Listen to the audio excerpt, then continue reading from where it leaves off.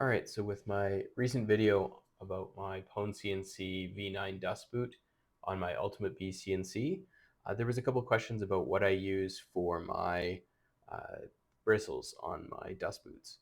And what I'm using is a TPU 3D printed material, so it's a soft, flexible material. And I just kind of wanted to go over how I make those, and I'll make the file available for that as well.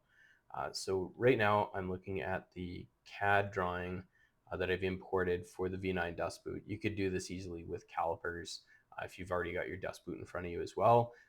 But since I have the CAD file available, I'll just take a quick look at it. So I'm going to use the inspect tool and just take a quick measurement, and I can see that the width of the channel for the bristles is 4.41 millimeters. Um, so with that measurement, what I can do, again, you could do that with calipers.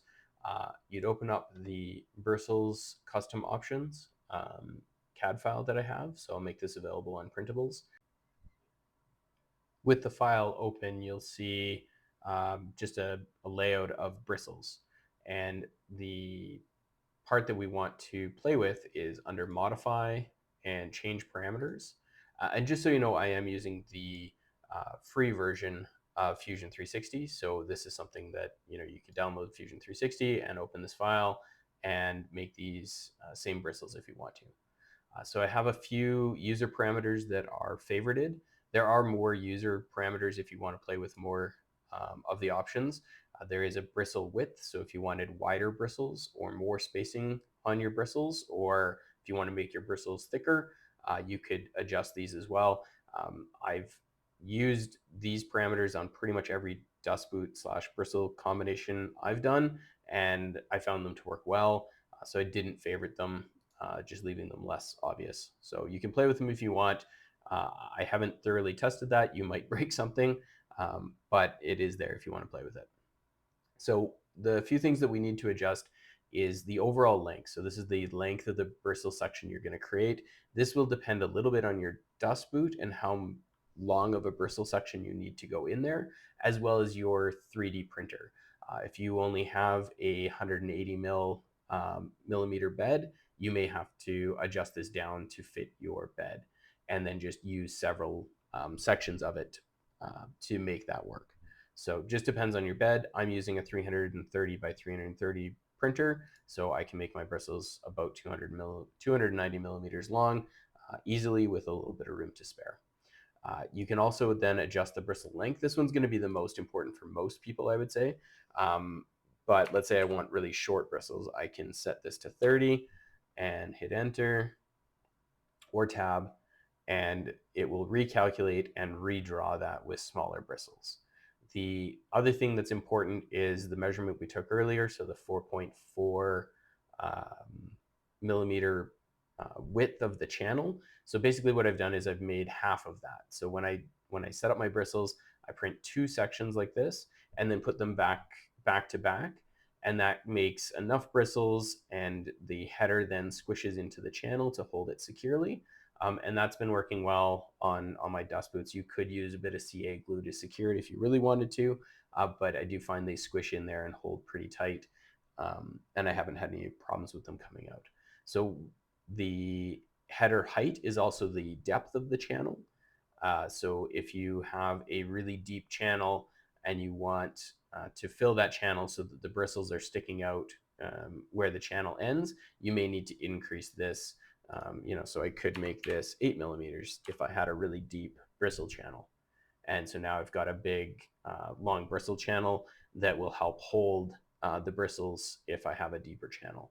On the Pwn CNC V9, about a 4.2 depth seems to work, or height seems to work for that header. I'm going to change this back now to 45 because that's more in line with the bristles I would like, bristle length that I like. It does take a few seconds to calculate. And once you're done, you say OK, and now you have your bristle file. So from here, I can right click on the bristle custom params object and go to save as mesh. When I go to save as mesh, you do have a few options here. It is very important with this file specifically that you save it out as an STL. There is things like 3MF and OBJ.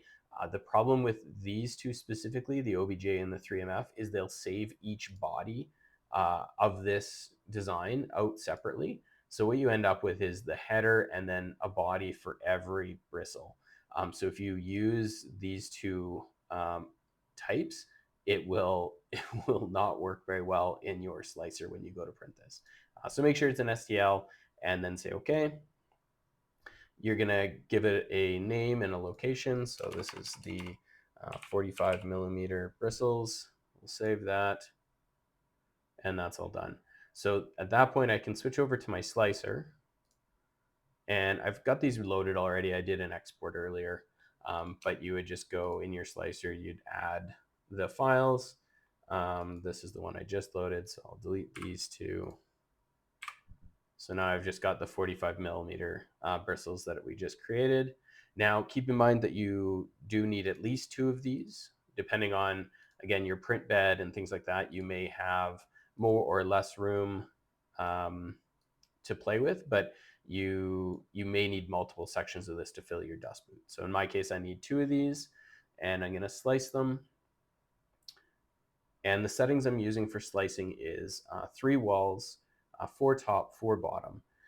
So one, we want to make sure that the bristles are solid. We don't want infill in the bristles. You shouldn't end up with them. They're small enough, but if you did play with some of the custom bristle parameters, you do want to make sure you don't have infill in your bristles. So you can see in the bristle section, it's just walls and outer walls and inner walls, which is what we want. On the header piece, you can see there's some different surfaces there. There's the inner and outer walls, and then there's solid infill for the first few layers, and that's our first layer of infill right there. So for infill, I am using rectilinear, and I'm using 15%. You generally want a low percentage here, just because you want them a little bit squishy so that when they go into the channel, you can squish them in the channel and they kind of expand and fill up and hold in that channel tightly. So you don't want to make this too dense or it won't squish and it'll be really hard to put in, but you do want some infill there just to make it a little bit more rigid. So once you're happy with your file and you've got your settings, you'll send it off to your printer, and now you've got some custom bristles. And you can go back into CAD and you could export, shorter or longer ones, so you have a few different bristle options. But that's how you get the bristles. Hope that was helpful. Thanks for your time.